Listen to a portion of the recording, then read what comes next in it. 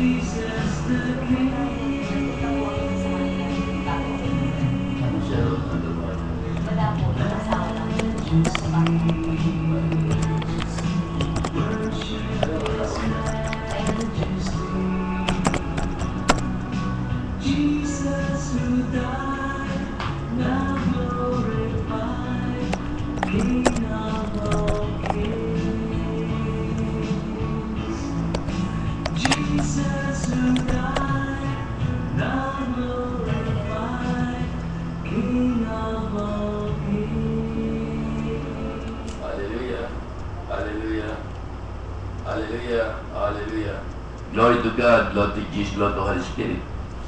Okay, napakaganda po na ibanghay ng Panginoon. Kung paano doon talaga sinusugo tayo. At isang nagmamahal sa kanyang buhay siyang mawawalan. May hindi nagmamahal sa kanyang buhay. At minamahal niya ang buhay. Ang pagmamalasakit sa mga salita ng Diyos sa buhay ang siyang magkakamit ng buhay na wala hanggan. Kaya napakahalaga po ng pagsyon sa kalooban Diyos sa buhay. Pasunin niyo ang push niyo. Kundi may katipala kayo na kailangan. Okay, sister, pakibigay mo ang paliwanag ng salita ng Diyos sa buhay. At nagbigay ka rin ng mga istorya mo, mga testimony mo. Wala po, magandang hapon po sa mga nagla-live stream sa mga kasamahan ko. Para sa inaalay ko po ito para sa inyo lahat. Magandang hapon po kay brother. Magandang hapon naman po. Diyos na po kayo. Sabi nga po dito sa ating ebanghelyo, ang nagmahal daw po sa sariling ng higit sa kanya ay hindi magkakaroon ng gantimpala. Kaya nga po, para po sa akin, Ito nga po parang po parang inahalintulad ko po ito sa aming pamilya kasi po ako po bali sa amin pong mag-asawa bali pinatigil ko po ang aking brother husband sa pagtatrabaho para siya po ang maglingkod kay Lord. Pinauna ko po si Lord kaysa doon po sa kanyang trabaho. Kapalit naman po yun ay mga biyaya at pagpapala sa aking pamilya at ang aking anak po ay naglilingkod na rin po dito kay Lord. Kaya hindi inuna po talaga namin si Lord kahit po isa lamang po ang nagtatrabaho sa amin. Ako nga po yun dahil pinatigil ko nga po yung brother husband ko kasi ang sabi ko po kung ako po ang maglilingkod, wala po akong gaanong maitutulong sa gawain ni Lord kung hindi ang humayo lamang po. Pero po siya, mas marami po siyang maitutulong dito. Kaya mas pinili ko po siya ang maglingkod ng talagang full time niya po yung paglilingkod kay Lord at ako po ang magtrabaho para maunan po namin yung paglilingkod kay Lord. Sa ginagawa po namin paglilingkod kay Lord at ipinufull time po namin gano'n ang aking anak at ang aking asawa. Ako man po ay wala po ako sa Pilipinas. Sinisikap ko po na kahit sa live stream lang po maka-attend po ako ng mga gawain. Kagaya nga nito pong sa radyo at saka lalo na po yung linggo. Binibigay ko po talaga yung kay Lord. Lagi ko po talagang inuuna si Lord. Kaya po, kagaya nga po narito po ako ngayon sa Pilipinas kasi bago po ako umuwi ng Pilipinas, nagbalitaan ko po yung kapatid ko na may sakit. Sabi nga, siya po, may sakit po siya, nasa ospital at uoperahan nga daw po dahil nga 50-50 daw po siya. At sabi ko po, huwag niyo pong pauoperahan, sabi ko sa brother husband ko, magdala ka ng tao sa ospital na sugo ni Lord na magpe-pray-over sa kanya. Kaya hindi po siya ang sa awan. Tapos nakipag-covenant po, okay Lord, sabi ko po, kahit sa live stream lang po nakipag-covenant talaga ako, Lord. Nung pag-uwi ko po ng Pilipinas, Lord, pagalingin niyo lang po ang kapatid ko. Lahat po ng gawain na pwede kong marating at ang araw ng linggo ibibigay ko po kay Lord. Kaya po yun, hindi pa man po ako nakakauwi ng Pilipinas, nabalik na ko na po na medyo gumagaling na po siya at hindi na po siya mauoperahan at nakalabas na po siya ng nakalabas na po siya ng ospital, sorry. Kaya po yun. Kaya pagdating ko po ng Pilipinas, dumating po ako ng Sabado, Linggo, pumunta na po ako rito at yung mga sunod-sunod niya na araw po, hindi pa po ako tumitigil sa bahay, lagi po ako nasa gawain ni Lord. Inuuna ko po. Mr. Rowena, ano po ba sakit ng kapatid niyo? Ano po? Gallstone. Gallstone po, operahan nga daw po siya. Ang ginawa po, nag-God sealing po siya. Ayun, yung dati kong hindi halos makalakad, hindi halos makagulapay, nandito na po siya, naisama ko na rin po siya sa pagbaba ng Mama Mary at sa mga gawain, sinisama ko po. Bago lang po siya sa sakit din, isa pa sa kaya ayan po, sa awa po ng Diyos, ayan na po siya. Nakinaaraw na po kayo nag-God sealing mission. 11 days na. 11 days na. Tinutupay Pala, ano? Okay, ano po na po ninyo? May pagbabago? Wala po. Bago pa lang po, nakaranas na po ako ng kaginawahan. Amen, hallelujah. O sige, Sister Rowena, di sa gusto lang balik-balik sa iyo, At niya rito, sabi rito sa Ebanghelyo, kahit na minsan sabi, huwag niyong isipin na kapayapaan ng magdadala ng kapayapaan sa Panginoon. Pag ikaw pala sumunod sa kalooban ng Diyos sa buhay, marami kong problema dadanasin. Opo. Mismo sa loob ng tahanan mo, magkaganap. O, totoo po yun. Laban ng buhay, walang tigil. Kaya minsan, dati niya kasi ang Panginoon, pag talagang palapit ka na palapit sa Kanya, guguling niya yung tahanan mo. Kaya kailan doon, malakas ang faith mo talaga sa Kanya. Kasi gusto niya Satanas, mawasak ang tahanan. Diba sabi rito, ang kakabi niya, ang naparito ko pang magdala ng tabak, hindi ka payapaan. Sa naparito ko, papaglaban niya anak na lalaki at ang kanyang ama, anak na babae. Kasi yun ang doon ka talagang alam ng Panginoon, labanan niyo bago ka makuha. Talagang si Satanas, hindi ba paig siyang makalapit sa Diyos. Kaya yung asawa, yung lalaki, anak na lalaki, maglalaban-laban talaga babae, anak na babae. Yan Kaya nga napakalaga pa talaga ng at pagtuloy ang pagsunod sa kalooban ng Diyos sa buhay. At tandang pag nakagawa ka ng mga bagay na na nakapagligtas ka ng mga kaluluwa ng mga lalo hindi mo kaano-ano, ang Diyos iniligtas sa pamilya mo. Kasi ang Panginoon yun ang may babayad niya. Ako nga, ang dami kong yung pamilya ko dati magulong. Nung magligtas ko ang kaluluwa, lahat po yung nakalapit sa Diyos. Isa-isa yun. Pero bago nakalapit yun, kaguluhan niya. Yung isang kapatid ko dyan sa tindahan, paksak ang negosyo, isa naman sakit. Isa na wala 12 taon. Yung bago mo sila madala sa isang magandang tahanan, isang kapayapaan na pamilya. Dadaan talaga ng labanan, maikpit na labanan.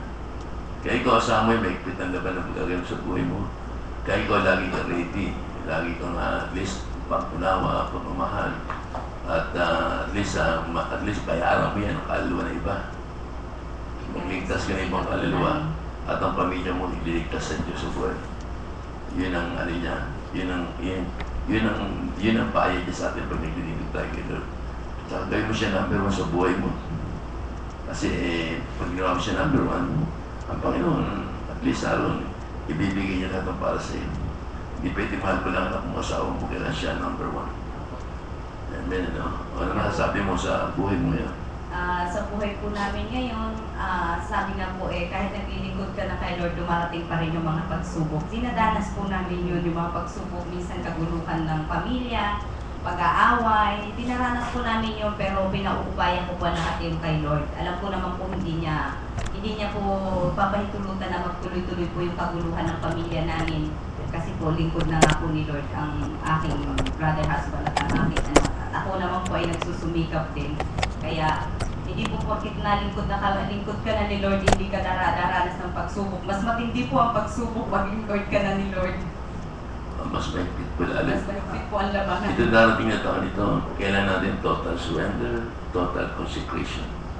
Kasi napakalaga pala yung total surrender, total. Kailan natin lahat magbago lahat ang ugali natin. Kung ano man ang ugali hindi maganda, kaya palang baguhin nyo na. Lahat tayo merong hindi magandang ugali. No? Kaya kung anong galing hindi mo, kailan pala talaga mabago. Hindi. Bandang huli, magsisisi ka lang sa bandang huli. Yun yung total consecration, total surrender. Kasi sa dating na taon, di ba nasabi ko sa inyo, yung palapit na palapit yung batong malaki. Yung Planet X. Sa December 21, 2012. Hindi na makapag-asawa si Jan Otto de Penatera. Hindi mo kung dumating yun, paano? Ang sama ng ating teknik, puro tulo ng mga kasalanan. Lalo yung RSP, pagpatay ng pini, tayo nilang lumalaban. Wala nang iba sa inyong bansa, Singapore, hindi okay yun. Open na open yun sa Japan, lalong open sa Taiwan. Kaya nga, wala tayo nilang lumalaban na tayo ang pinakamala. Tayo ang Catholic Church, ano? Sa malayong silangan ng ano. Sabihin tayo pinaka-patis. Kaya tayo lumalaban, makikita naman ng mga prayer natin, tatagumpay ko tayo. Okay, bigay ko naman siya ng Sister Tera. Pero nasabi mo, kasi total consideration, tsaka ano, kaya naman, mabait ka na. Isang mapagpalang Bakit mabait ka naman? Diyos na buhay, sa ating mahalagang galing sa Banal ng Espiritu Santo, sa lahat ng mga anghel sa langit, sa inyo pong lahat, isang magandang hapon po sa inyo natin. Ayun, sabi nga po, yung total consecration tsaka total surrender. Kasi po, kung nakinig po tayong lahat na makikita po natin na nandun sa gospel yung sabi nga doon, kung sino mang nagmamahal sa kanyang sarili, sa kanyang ama at ina, mga kapatid at mga kamag-anak na hindi sa ating Panginoon, ay hindi karapat-dapat na tawagin lingkod niya. At sino mang hindi magpasa ng kanyang sariling krus, ay hindi rin karapat-dapat na tawagin lingkod niya.